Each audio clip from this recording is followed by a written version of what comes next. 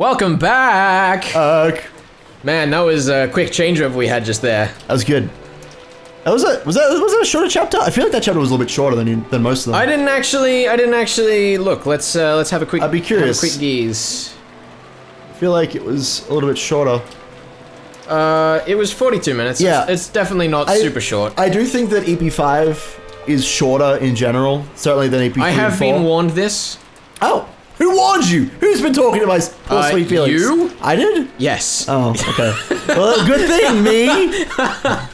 Good work, Ben. We were adding up how long it'd take us to record this, and you're like, well, episode 5 I'm pretty sure is short, and then sure is kind of like all a bit shorter than the first ones. I don't remember that last bit, but I do remember telling you that episode 5 is a bit shorter. It is. But yeah. Erica's seat was the lowest one in rank. Well, hold on. What? What do you want to talk about? Ben. Well, I thought we were good to continue. I just have to ask you one thing, Ben. Sure. I'm not repeating it in red.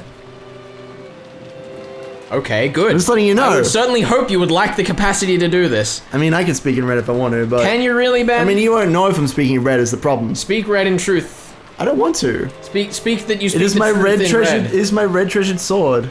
I'm not gonna brandish it for no good reason. This is very quickly starting to sound like a euphemism. I will move on. What did you want us to ask me? Are we continuing? Okay, fine. No, we're continuing. I don't want to go down that path anymore. Okay, It's dangerous territory. In other words, it was at the inferior end of the table. Since Kinzo's seat at the high end of the table was empty, if you spun the whole thing around like some kind of chessboard, it sort of looked like Erica was the host of this dinner. Wow. That was all dialogue and text and shit. I didn't insert anything. Well then, everyone, I would like to begin tonight's dinner, if I may. After Goda's announcement, dinner began with the applause that had become almost customary. It was finally the beginning of the dinner orchestra conducted by Toshiro Goda. Best boy. Except for Krause's household, sitting at such a majestic dinner table was no everyday thing for these people by any means. However, they were all used to this event and acted as though it was completely normal. Once again, if anyone was to be surprised, it should have been Erica, and yet she showed no signs of amazement at this dinner and acted with composure, blending in with everyone else. There wasn't even a sliver of the fear one might expect from someone who had wandered here like a lost puppy. What an odd child. He doesn't seem the least bit flustered by the Shimmy family's grandest dinner of the year. He says just loudly enough for Erica to hear. She doesn't seem flustered at all. Oh, she's too proper for how great we are. Yeah, totally. We are the best family, aren't we? Pass at the other end of the table. Kids these days have nerves of steel. Definitely not something I dislike. Is Frodo-san used to meals such as this one? She seems to be quite composed. Actually, they would be quite close to her too, because they're the Wires and Dr. Nanjo. Damn. No kidding. She looks really experienced. Heck, I still get confused about which fork I'm supposed to use next. Was it this one or this one? Haha. Without showing any confusion over the line of utensils in front of her, Erica gracefully ate her hors d'oeuvre. Hideyoshi had started joking around with her, gripping a fork in each hand. Of course, the president of a company in the food service industry like Hideyoshi obviously knew his table manners. However, thinking that Erica... Actually, I'd completely forgotten that. Yeah? Damn. Yeah, he's pretty great. However, thinking that Erica must be nervous over this dinner, he had intentionally spoken with a comic tone of voice. You just have to start on the outside and work your way in. If that's a pain, then just ask for some chopsticks. If you're Japanese, you've got to love chopsticks. Chopsticks are so great. Okay. Just one pair of those and you can deal with any kind of food. As soon as she began talking about chopsticks, her eyes started glittering. The smile she now showed for the first time was far different from the dignity she displayed before, more like something you'd expect from someone her age.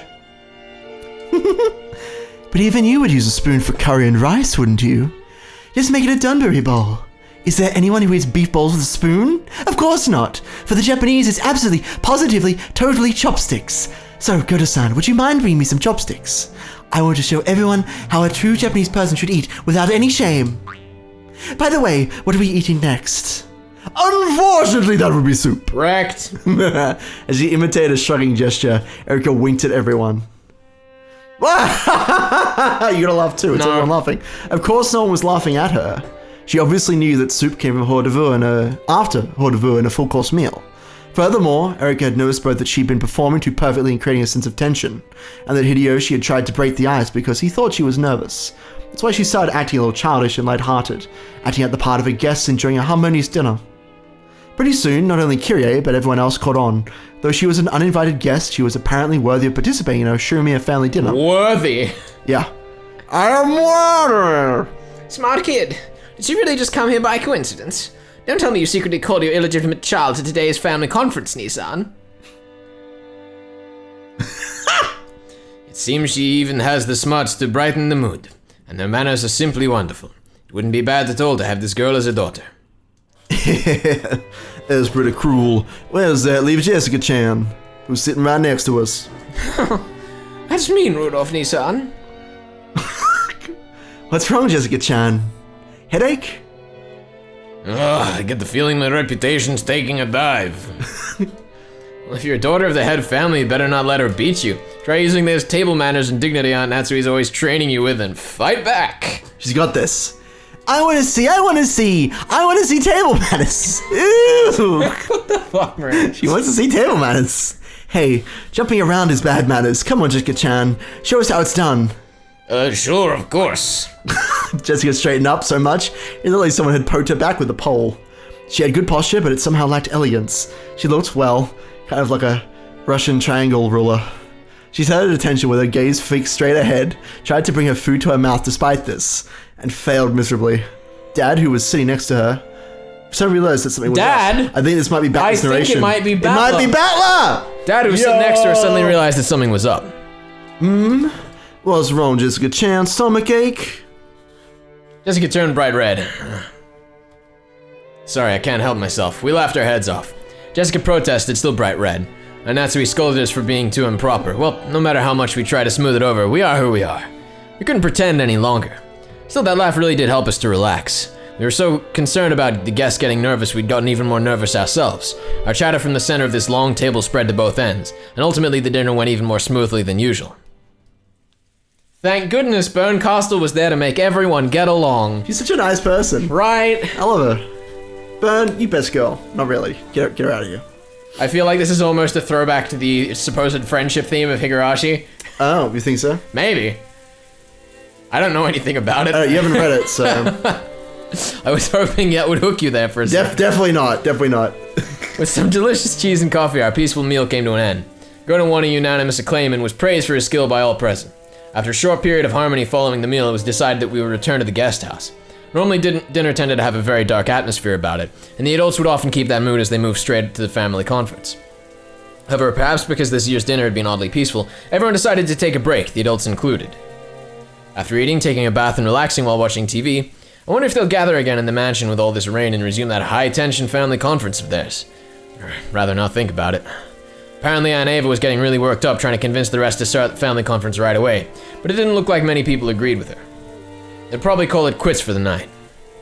Since they had guest house duty, Goda-san and Kumasawa-san were chosen to guide us to the guest house. It's gotta be tough for Goda-san. Even after making and cleaning up such an extravagant dinner, he also has the late night shift at the guest house. Rip. I heard that Kumasawa-san, old as she was, would be going to sleep soon. Seems she was assigned a spare room. Allow me to guide everyone to the guest house. Erika-sama, a room has also been prepared for you. Thank you very much. Why not rest a bit? Are you sure you feel okay? That's right. I'd totally forgotten, but you nearly drowned and floated here, didn't you, Erika-chan? Probably better off taking it easy and getting to bed early tonight. I'm perfectly fine. On the contrary, I'm so nervous and excited that I doubt I could get any sleep. Ooh, then let's play. Let's play together. Let's play cards. Maria latched on her, giggling. This lack of restraint peculiar to the youth was very much like Maria. However, we really should be concerned for Erika's physical condition now. Maria, why don't you play cards with us? Erika Oni-chan is tired. I like cards too. Please let me join you after I've had a short break. Ooh, all right. Maria's very excited. Very to excited. play cards. The new guest. Uh-oh. Who is that? She passed through the, oh, wait, no, this wouldn't be me. As she passed through the lobby of the entrance hall, Erika I was stopped too walking. keen.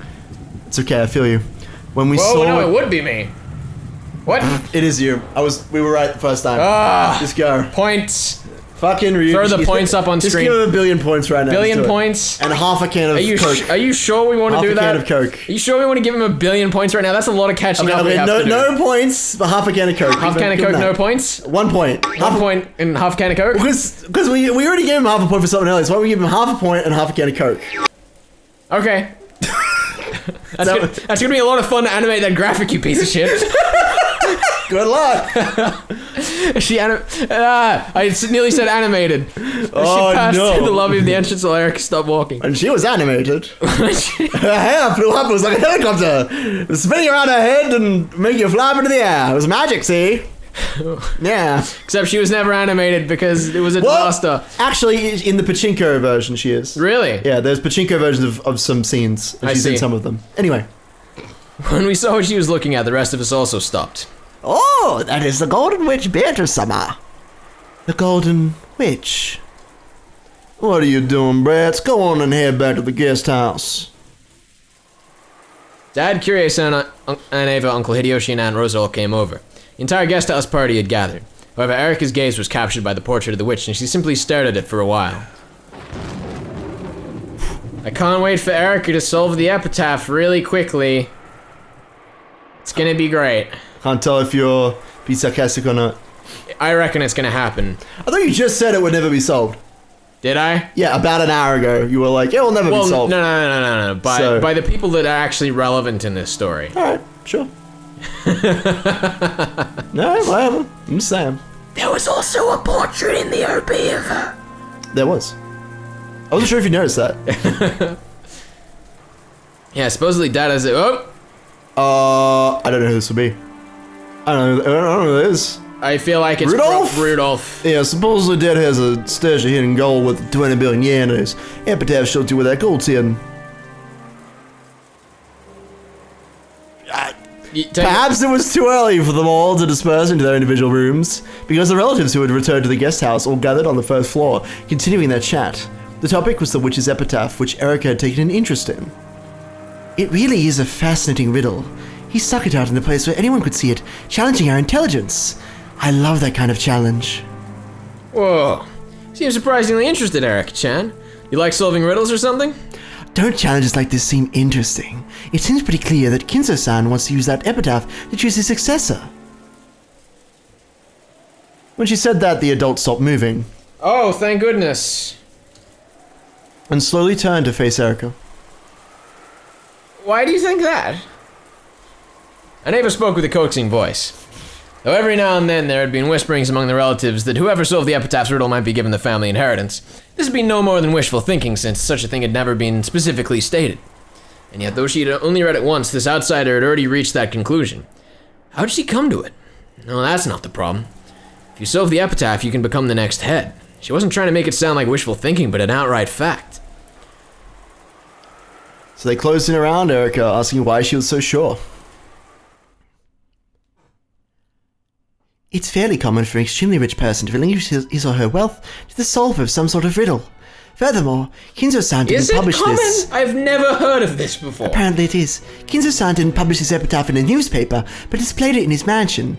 That means the riddle is directed at the people in this mansion. You're right. Since it's inside the mansion, there's no way for someone who can't enter the mansion to solve it. So that means Grandfather's been challenging the people here. Good. Well thought. Just by the simple fact that the epitaph's used inside the mansion, it's possible to figure out that much. First, this Voodoo Erica girl seemed to be the fairly silent type, but that apparently wasn't the case. As she grew excited by a challenge to a game of wits, she became much more talkative than I'd imagined. I see. Well, it does make sense that an epitaph inside a mansion would be there so the people in that mansion could read it. But can you really be so sure that the one who solves it would be given the headship too? If the treasure gained by solving the riddle was something small, I wouldn't even have considered that. That's right. The hidden gold is worth 20 billion. You might consider that gold itself to be the wealth of the Ashumi family. Inheriting something like that would be almost the same as inheriting the Ashumi family itself. In other words, this riddle of the gold's hiding place buried within the epitaph is nothing less than a way of selecting the de facto successor of the Ashumi family. The idea that the one who solved the epitaph would be chosen as the successor had been passed around by some of the relatives for a while now. However, since it had never been specifically announced, it was nothing more than an optimistic dream. Thinking this, they decided to abandon all consideration of this point until the details were made clear. Eric had clearly decided that this uncertain point was in fact true. If one of the relatives had said it, people would have thought it would be merely an optimistic dream. However, when this was declared by a complete outsider, those words seemed even more credible. Everyone remained silent for a while, slowly considering what those words implied. Simply by the existence of the epitaph in that place, this level of reasoning is possible for Fruto Erica. What do you think, everyone? Sorry to butt in, but my dad's the successor. Finding the gold would be one thing, but that doesn't mean you get to be the head, right? Jessica thought the treasure hunting part of the epitaph was really fun. However, she couldn't help but let her expression grow bitter once they started talking about undermining her father's position. By using deductive reasoning based upon my theory, it seems likely that Kinzo-san doesn't want the successor, Kraus-san, to inherit that position too smoothly. Why is that? Becoming the head of the Ashimiya family, with all the vast wealth it entails, would mean gaining a great deal of influence in the political sense. So under normal circumstances, the succession should be overseen rigorously without letting any element of chance creep into the equation. That's right. It happens a lot in these stories about Sengoku military commanders my husband loves. Where there are multiple candidates for successor, it usually results in an internal squabble. That's right. That's why it's important to clearly specify a successor so you can avoid any trouble. Sometimes there's even a purge of all the competing successors. Sengoku Commander Hideyoshi admired Toyotomi Hideyoshi made his son-in-law Hiratsugu commit seppuku. But it was rumored that he might have done this to make Hideyori, who was his real son and born after Hiratsugu, his true heir. In other words, naming a successor was a way to make it generally known that a single unique person would be acknowledged by everyone, and a way to remove any chance of another person becoming an opposing candidate. Good. That's exactly right. The only purpose for an epitaph like that would be to cast doubt on Kraus-san's position as a successor. In other words, if Kinzo-san wanted Kraus-san to become the head smoothly, he'd have no reason to go out of his way and display something so dangerous for all to see. That's right. If you spin the chessboard around, you certainly could say that. It would be odd if he handed over the position of the head normally, but only hand over the 20 billion yen in gold to the person who solves the riddle. Kinzo would pass on the title of the family head, but he would only give up the 20 billion yen in gold to the person who solved the epitaph. You really couldn't call this passing on the headship in the truest sense. That's how it is. By this theory, we are able to doubt whether Kinzo-san truly acknowledged Kraus-san as his successor, simply by the existence of the epitaph in that place. This level of reasoning is possible for Furuta Erica. What do you think, Jessica-san? What the hell? How do you call that reasoning? That's bullshit. It's screwed up. Jessica let her emotions lay bare and glared at Erica. Erica, on the other hand, looked exceedingly calm with an expression that said, well, that's just the truth, right? Let's see, it looks like table manners aren't the only way this girl's fitting for the Ashimiya family. Seems she really does match the family even when it'd be better if she didn't. Okay, take it easy, Jessica. And Erica, let's leave it at that for now. Well, we can put all this successor stuff to the side for now. Anyway, there's no doubt that it's Fuz's big question for us. It's 20 billion yen! Maria-chan, what did you use it for if you found it? Ooh, the Golden Land isn't just gold, it's a sacred place. Oh no. Uncle Hideyoshi kept trying to force himself to chuckle and improve the mood. Everyone else tried to play along, but Jessica's mood didn't get any better. So Erica-chan, would you like to have a go at the Epitaph's riddle? Yes, my little grey cells are itching to get started. I'd like to start solving as soon as possible. George Niki smoothly turned the conversation around. It's like the time she'd made everyone laugh in the dining hall, Erica looked with gleeful eyes and jumped at the chance. I like it. Well, since Erica seems so interested, let's all try and solve it together, just like last year. I'll make some coffee. Raise your hand if you want some. Not for you, Maria. You won't be able to sleep. Ooh, I want to drink that coffee. Don't they get you excited? Riddles like this. I love them. Erica said that and smiled. Though she must have known that she'd ticked Jessica off and made the atmosphere sour, she just smiled nonchalantly.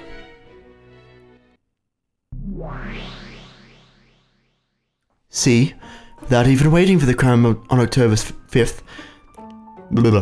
There's a riddle you can solve. I've tried to solve it many times myself, but But you didn't have a clue, so you gave up and stopped thinking, right? pissed me off, but I don't have a good counter for that. After all, I don't get the epitaph at all. I don't even know what the beloved hometown means, much less the parts about the Sweetfish River and the key. Thinking that a few more hints would show up if I waited, I kept on waiting and just stopped thinking.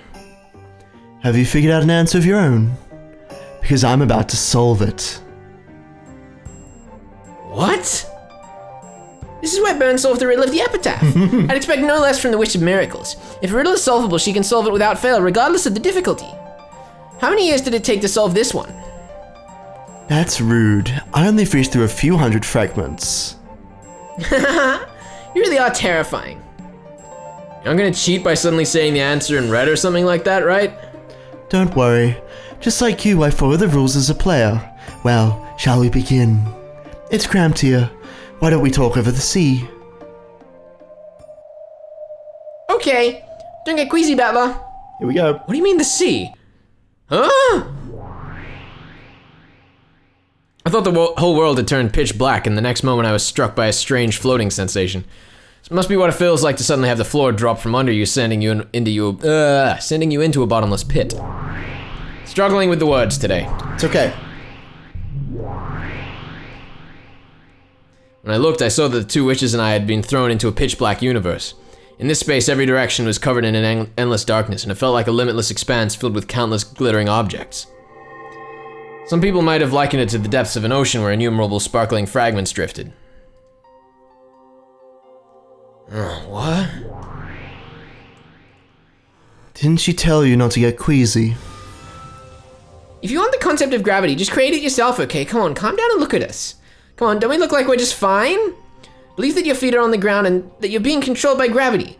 If you do that, you'll find your equilibrium. Yeah, the two witches were standing normally as if their feet were planted on transparent pieces of glass. I'm the only one floating about like someone in a rapidly plummeting elevator.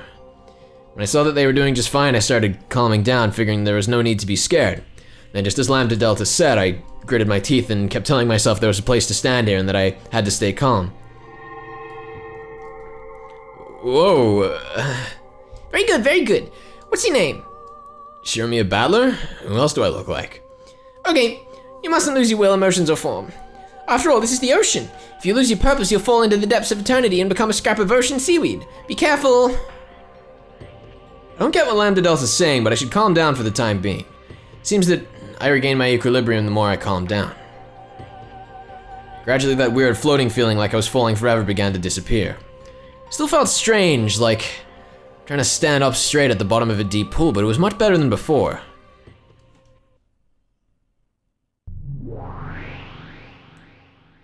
Then let's begin. I'll weave together some fragments for solving the riddle of the Epitaph.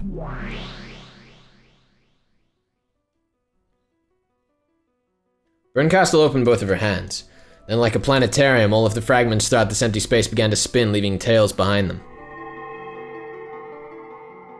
The expression planetarium might have been surprisingly fitting. Multiple fragments were tied together by golden lines. And what looked like constellations zoomed by us rapidly, one after another. It felt almost as though we were dashing through space at an incredible speed. Then, with tails of light drifting between them, several brightly glowing fragments swirled around Berncastle. It looked almost like she'd created her own solar system with her as the sun. That solar system surrounding Berncastle grew to a radius large enough to swallow us up. And every once in a while, one of those satellite fragments zoomed right past me.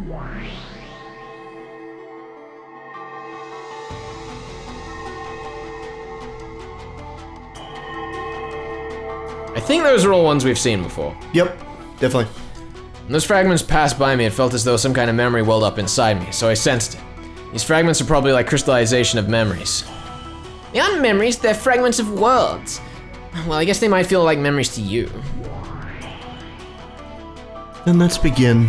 Let's start with this fragment.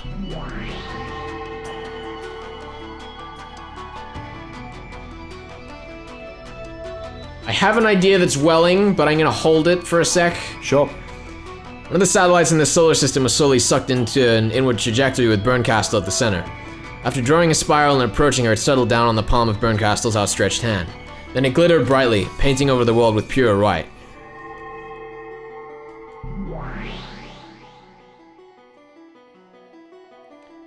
The beloved hometown definitely won't betray our expectations. The only past father held dear happened during his childhood years. I remember that. This is from the third game when Aunt Ava was just about to solve the riddle of the Epitaph and was thinking it over with this witch inside her or whatever. That's right. And from these thoughts, she made her way to the correct answer. In other words, this fragment shows a vital hint for reaching the truth. It means that this theory is not mistaken.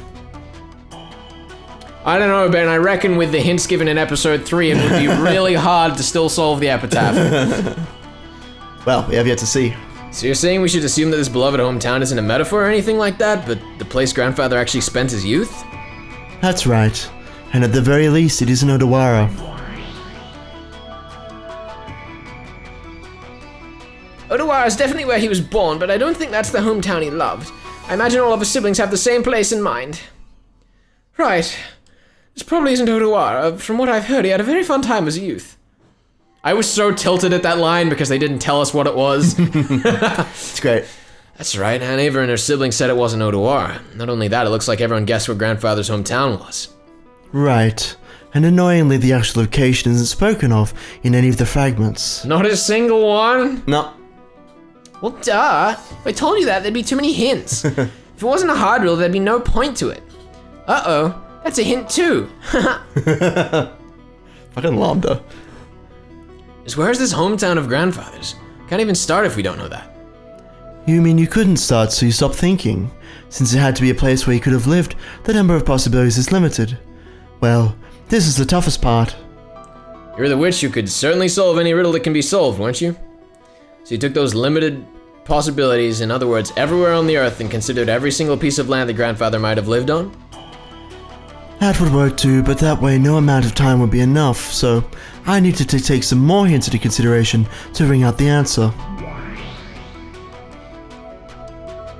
Didn't you say it yourself? You said it didn't have to be a river with water flowing down it. If the word sweetfish is too complicated, why not forget it? Think of a river. A river. Linking it with a family tree wasn't a bad idea. Try thinking about how to link a river with something else along those lines.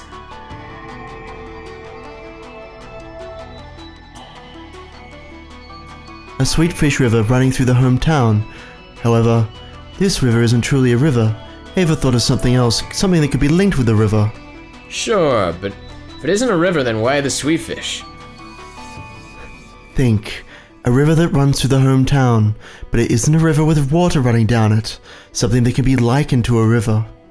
Ah! Behold the sweetfish river running through the beloved hometown. Ava knew where the hometown was, so she could forget about the sweetfish hint. However, since we don't know where it is, this could be a hint for us. I worried too much about the Sweetfish River. The Sweetfish part didn't really matter much at all, did it? That isn't true. It was an excellent hit, wasn't it? Well, of course, maybe there was no need for it to be Sweetfish. These transitions are starting to get a bit over the top. It's great. Over and over again. I'm down for it. What are these sweetfish? If the river isn't a literal river, and of course sweetfish probably doesn't mean the kind of fish that swims. Yeah, and on top of that, Rosa tossed it aside, saying that Sweetfish weren't that significant. On the other hand, Ava said it wasn't important for them to be sweetfish, but that it was still an excellent hint. In other words, the sweetfish is a key to make you think of something else. If that something is a different word, but a word that sweetfish makes you think of, then Ava's line about how it probably didn't have to be sweetfish makes sense. From these thoughts, Aunt Ava formed some theory. Went to the library, looked through some books, and verified that she was right. In short, Aunt Ava formed some theory about true nature of the Sweetfish River running through a hometown, and she opened a certain book to determine whether that theory was correct or not. In other words, this theory was something that could be verified through some kind of book. Also, after she figured out what the Sweetfish River was, she figured out the rest of the riddle very quickly. Good thinking. The epitaph continues on, saying, "As you travel down the river, you'll see a village." At that point in time, Ava hadn't yet solved the three lions sign with this one. What is this village? What does it mean? Do you find one if you go down the river? Right before my eyes, the pieces that I hadn't been able to understand at all began to snap into place all by themselves. Couldn't even remember to close my open mouth. My throat grew completely dry. Is it really okay for this to be the answer? Really? Really? Really? So if we figure out what the Sweetfish River running through the hometown is, that leads us directly to understanding that as you travel down the river, you'll see a village stuff, and then we get the key to the Golden Land? Correct. And we know that because even Ava didn't know what the village meant until she checked the book. Damn it. So what is this book? This isn't 6 characters at all. I'm absolutely sure this is the answer, but this doesn't reach 6 characters at all. Did you stop thinking again? In that case, think of how you could reach it with 6 characters. If you can't think of one, then research it. There has to be an answer. You must not doubt that. Was believing in that too much for you? If only you just cry yourself to sleep and then you can just give up and die. 1, 2, 3, 4, 5, 6. Oh, 6 characters. I found it. This is the key to the Golden Land. Then, Ava found the key to the Golden Land. Did she? Yeah, and this key was some kind of word, number, or string of characters, 6 characters long. That's it. If we know the key's true identity has 6 characters, the meaning of the first Twilight changes drastically. The first Twilight offered the 6 chosen by the key as sacrifices. 6 chosen by the key? 6 characters? In other words, it means to sacrifice the 6 characters chosen by the key on the first Twilight. I love that that particular word choice doesn't change the meaning at all. You have to sacrifice the 6 things. Oh, but we have to sacrifice the 6 things! Perfect. This key indicates a certain group of 6 people. No, we should say it indicates a certain group of 6 things. If this doesn't mean a literal command to offer sacrifices, for example, it could be an anagram. An anagram? Do you mean playing with letters? Yeah, Kiryu-san has been thinking that way ever since that moment. On the second Twilight, there are those who remain, which means that at the very least, that something has a limited number of characters. You could read it like it's telling you to continue with the remaining characters after the first 6 characters are removed. In other words, on the first Twilight, we take a list of characters that's longer than 6, kill the 6 that are to the key, and then do something with the characters that remain? That's right. But, like Kiryu said, what should we kill the characters from? We don't know this longer string of characters that we're supposed to be killing from. On the first Twilight, kill the 6 characters that are the key. The first Twilight. In other words, by the time we reach the first Twilight, some string of characters already exists? It might be a set of Japanese characters, but knowing Grandfather's taste, it could be something in English. The first Twilight has more than 6 characters, even though the Japanese phrase just has 4.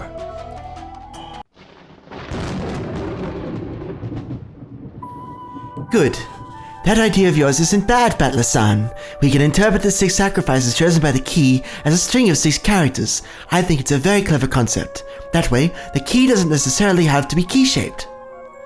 I've also considered the possibility that it's an anagram. Shout out to Battler just ripping off fucking his dear mother's ideas. Yeah, basically. Like, Guru said this, it's pretty cool.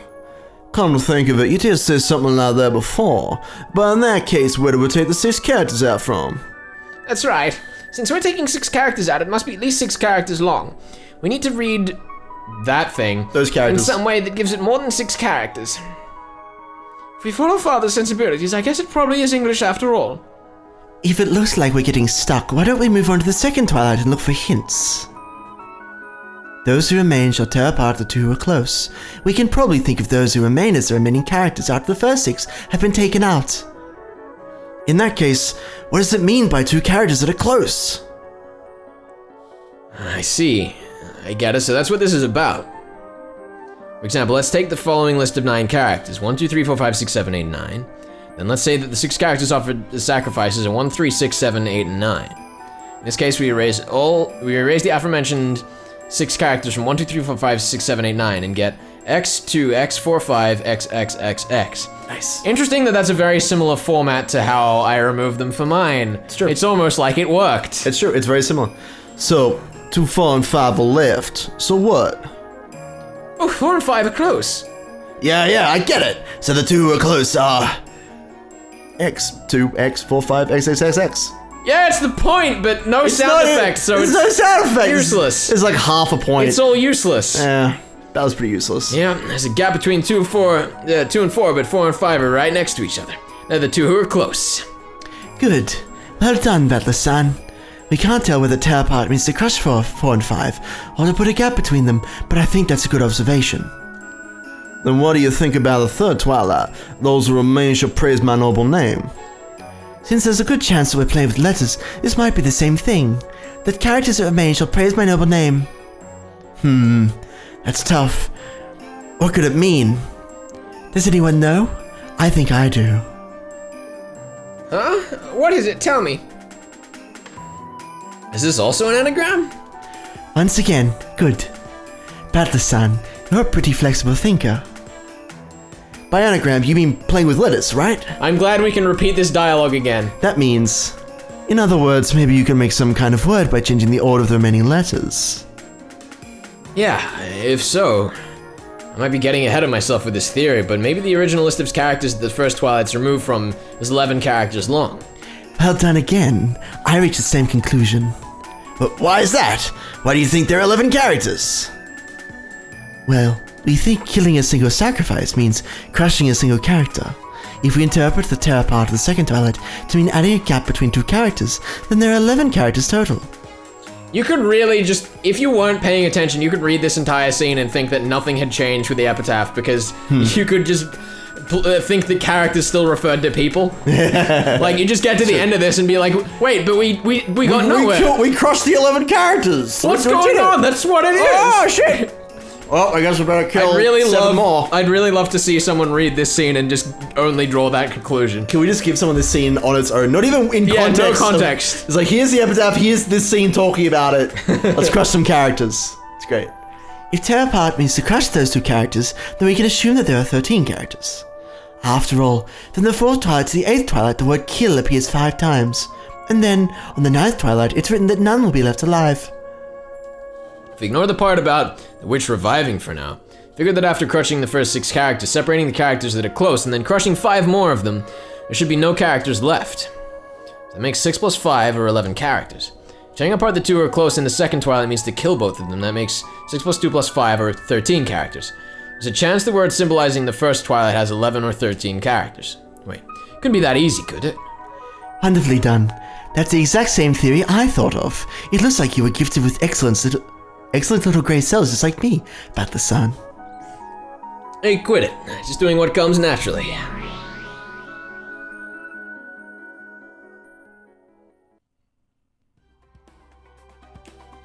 Hey, what the hell? Piece me's pretty damn smart. There's no room left for me to make theories. Oh, sorry about that. You weren't around at this point, so I just controlled your piece for you. Yeah, that was the fucking culprit. You reckon? Maybe. Isn't it nice how smart I made you look? Haha! You look smarter when Burns playing you. Why not step down as the player and concentrate on being a piece instead? Join in on this game partway through, well, after the first murders occurred on October 5th. That means the piece called me was controlled by the player Burncastle. So I guess that means it's possible for Burncastle's reasoning to be announced through my mouth. The game I'm watching now is nothing more than a replay of the part that's already ended. He's such the fucking culprit. Oh, accomplice. I'm not gonna say culprit. I want him to be the culprit, but... Well, not sure. However, that's probably good enough for now. No!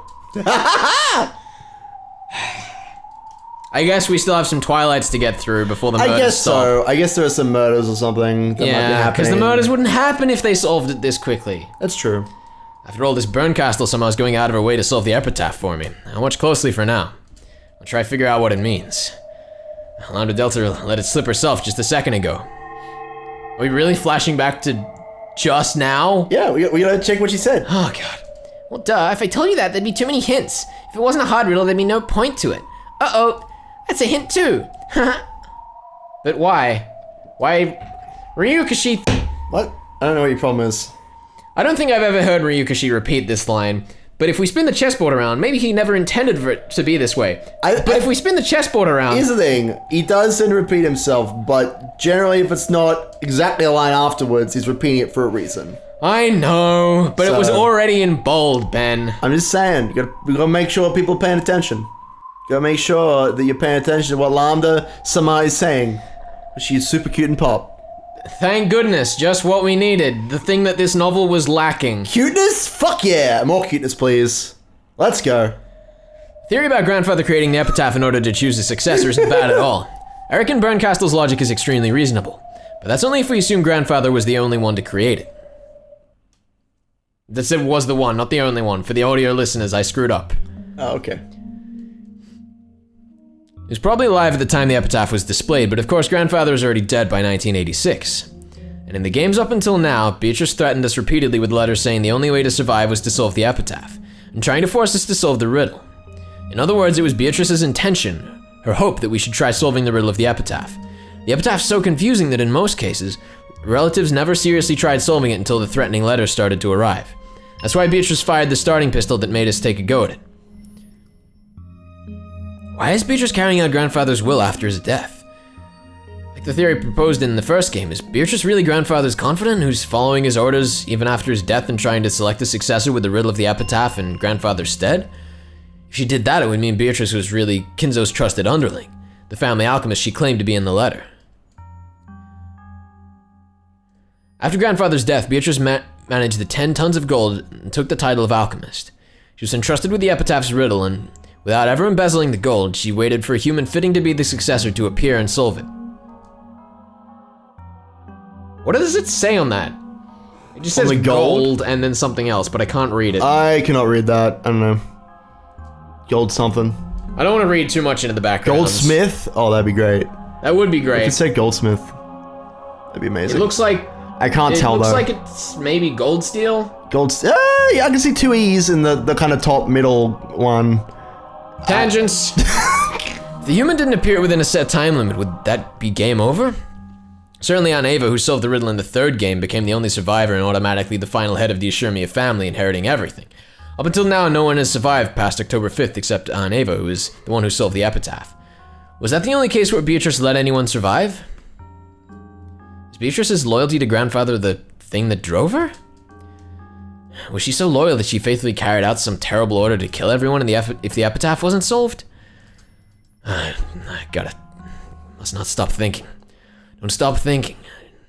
Don't just think of the riddle itself, think about why it's significant.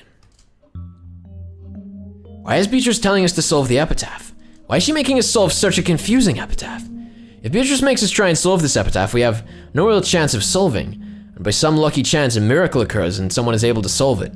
What significance would that have to her? I don't know what such a miracle would be worth to Beato.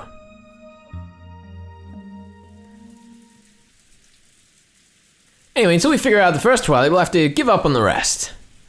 We tried looking at it from several different angles, but in the end we got stuck there and made no further advances. Maria let out an extra large yawn. This caused other people to yawn. We'd been using our heads so much that everyone had gotten a little sleepy. Jessica, who'd been silent and irritated the whole time, quickly stood up. I'm going upstairs with Maria. We'll watch TV or something. Okay, I'll go up too. Hey, why don't we all play cards upstairs?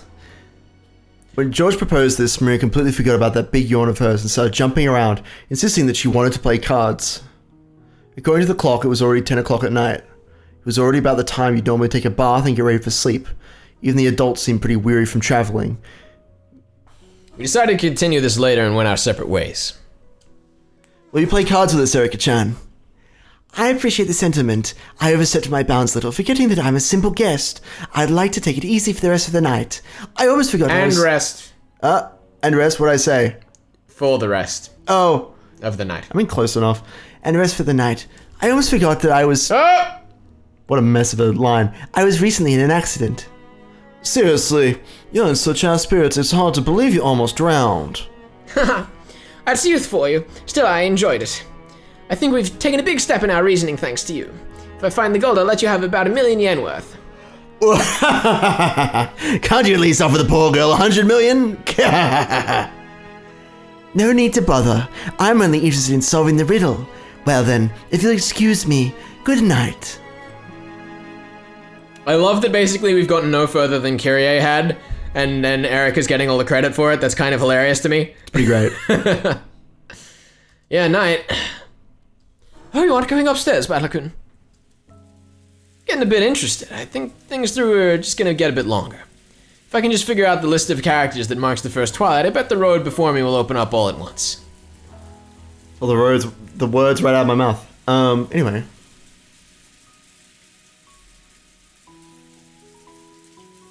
Don't worry about it. Don't worry about it. You're thinking too hard about it. It's alright, Ben. It's not like he's not going to bed because he's going to be doing some accomplice things tonight. What? It's crazy. What? Everyone went up to the second floor one by one. Only Aunt Rosa remained behind, cleaning up the coffee cups everyone had been drinking out of. Carrie-san and some others had offered to help, but Rosa had refused and was washing them all alone. Since I'd just been treated to such a delicious coffee, I decided to help too. I wasn't just doing it because I felt obligated. I wanted to keep discussing the Epitaph with someone. First Twilight. Aunt Rosa, have you thought of some list of characters or a word? No, I don't have a clue. But instead of the first Twilight, it's the 10th Twilight that bugs me. The 10th Twilight? What about it? Well, at the end here it says you received the Golden Land's 4 treasures once and for the last time, right? Yeah, it does. Why mention that you're reaching the Golden Land just once, and then say it's for the last time? It's almost as though he's repeating the same thing twice. I've just been wondering whether he had some reason for putting it like that. You're right. Like you said, there's gotta be a more straightforward way of saying that. A line should be a key part of the riddle where you wouldn't expect the writer to waste words needlessly. Could it have been done for some special purpose? Still, you and Erika-chan girl are incredible. Your minds really are flexible. I'm already an old lady and my brain just doesn't work that fast. A theory about 6 chosen by the key, signifying 6 characters to be removed, was very impressive. After hearing that, I can't see it as being any other way, but before then I didn't think it was like that at all. I'm feeling let down by my own dull mind. That's not true. You got a flexible mind yourself, Aunt Rosa. This last time thing might be really important somewhere down the line.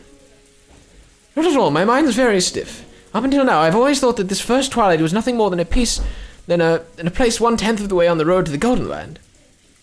What's that? Sounds interesting. Mind telling me about it? After all, in the line before the first Twilight, it says you must travel to the Golden Land, right? The next part describes a journey that lasts 10 days, so I thought the first Twilight would be part of the way through that journey. Journey, I see. The journey begins. I don't know. Who is it? Give us a character. yeah, Rosa. Okay. The journey begins, and when he set up camp at the first Twilight, he offered the 6 characters as sacrifices. Where would that place be? How many kilometers from the starting point? Please don't tell anyone about your aunt's silly ideas, okay? When I first saw that part about attaining the treasures of the Golden Land, I just assumed it was more of the same. Typically, attaining treasure would mean obtaining them, but Rosa still. It's gotta be. Typically, attaining treasure would mean obtaining them, but I thought it meant reaching or arriving at someplace. Someplace 10 days away from Father's hometown, where all the treasures might be found. I think that's 1 point for the writers for those 2 pages. It's fine. We'll get our can of Coke back at some point. We will. Half a can of Coke. You kidding me? That's a brilliant idea. The first Twilight is the first stop on that 10-day journey. Name of that place might be the key to moving forward. My 10-day theory to work, you'd have to know both the start point and the end point. I know the start point. I know the hometown Father loved. The place Father spent his time when he was a boy really is far away. But I still won't mention it because fuck you. But the problem is the goal, the Golden Land. What does that really mean? If we don't know that, my theory gets us nowhere. I've been stuck at this point for a long time, but after listening to your reasoning today, I've realized what an embarrassing mistake I've been making. No, I think that's still an interesting idea. Starting a goal, 10-day journey, the place reached the very first Twilight. Believe it or not, I think you might solve this one easily, Battlecon. If you do solve it with your aunt's hint, share some with me. Even 5% would be great. It's a promise. 5% is 100 million? It's a lot. Is it? I don't know how much. It's 1/20th. Stop mathing. 1/20th of Don't math on 20 recording. billion. It's a theme now. Of that playthrough. No, it's 1 billion yen because it's 1/20th of 20 billion, right? I thought it was. Oh, I don't know. Or was it 10 billion yen? Don't math on recording. Don't do it. Despite being my aunt, she gave me a smile and a wink, which would have made my man's heart jump. As I helped her wash the coffee cups, I kept pondering the Epitaph's riddle in silence.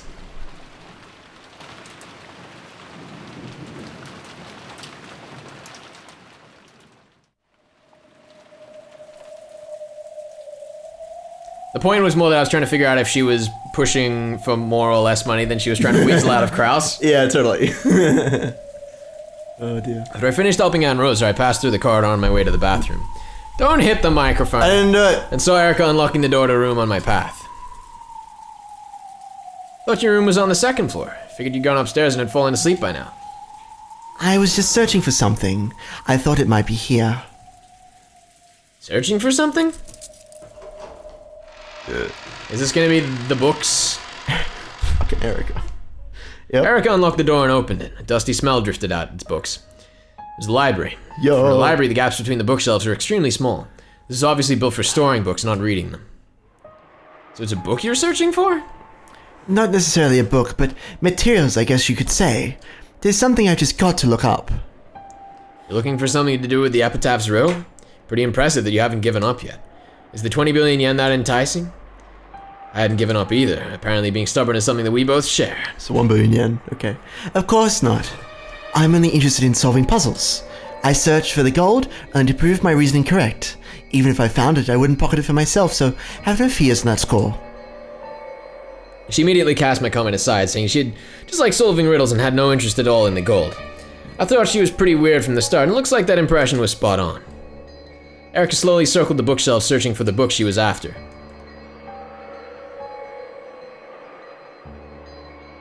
I'm also trying to solve the Epitaph right now. Oh yeah, just a second ago I heard something interesting from Aunt Rosa, which might give us a hint about the first Twilight. Let me hear it.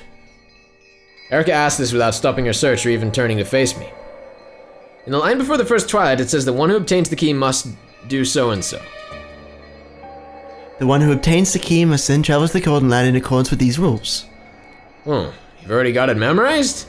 Guess I shouldn't be surprised. And what about that? Yeah, you gotta travel to the Golden Land, right? Apparently this made Aunt Rosa think the 10th Twilight, in other words, going on a 10-day journey from the beloved hometown to the Golden Land. Actually, I'd already noticed that myself. You start from the place reached on the first day of the 10-day journey. That's where you take the sacrifices from. Yeah, that's what Aunt Rosa thought of too. I think the theory is pretty intriguing.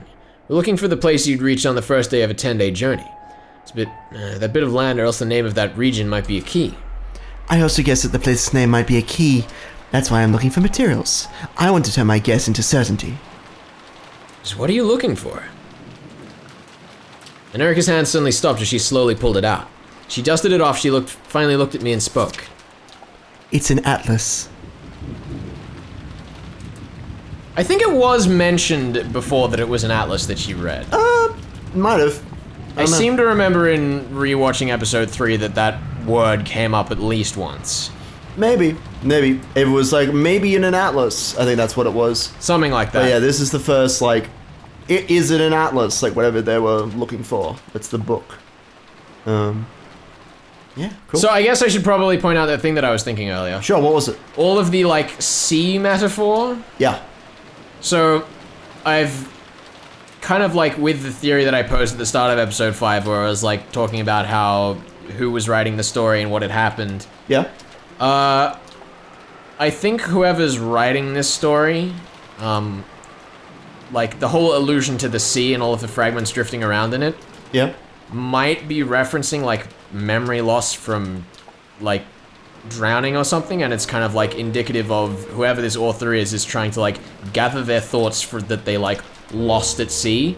Maybe. It's kind of like a bit of a artsy Totally. It's like, oh, look at these symbolic illusions. But cool. Now that I've started to try like pick apart the meta space in terms of how it would fit into the real world story, Yeah. I think that's how I'm going to interpret that scene. I like that as a theory, yeah. The other thing that I did notice is that if that's the case and we're drifting between fragments and the fragments represent the sea and Beatrice has a fucking massive weight shackle on her leg, would that indicate that it was her trauma that was drowning because she was like sunk with this weight?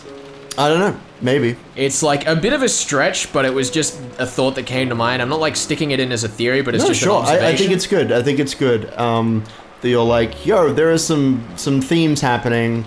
There's a sea, what's the word, motif. Yeah. And there's a shackle, like, maybe there's something going on there. Maybe there's not, but it's good to figure out Because I this feel stuff. like in like the way that I would have written that story, that scene, if it didn't like have any external significance, would have been space, Sure. not the sea. Okay. Because like there is kind of the parody the parity, I think. I was gonna say, not parody. Yeah, the parody, yeah. where it's like, you know, the sea is often used as like a replacement for space in that it's dark black, there are little dots of light, and like, you know, they train like astronauts there or whatever. Yeah, totally. For like low gravity stuff. So, you know, it could just be a different interpretation of the same kind of tone. Maybe. But I feel like the choice of sea over like the void between all of these realities is indicative of something in the like real scope of this story in terms of how I'm trying to unravel it. Maybe. I don't know. I don't really feel like that's something I could comment on too much, but no, I like that you're thinking broader. That's good. I'm gonna be a bit honest, I was a little stung when you had to dig at me in episode 4 for not focusing on character stuff, which I think is good, because I'm enjoying going through it a bit more like this now. It's good that you're focusing on character stuff, because that, to me, is the most important stuff. But if I, like, start just throwing out wacky things, this is kind of like the train of thought that I'm trying to explain away right now. No, it's cool. I think it's good. And to get it on recording is a rare pleasure. Because normally this happens to you at like 3 a.m. at night, and it is not 3 a.m. at night. So, yeah, it's good. It's good to hear. See you all next time. Next time!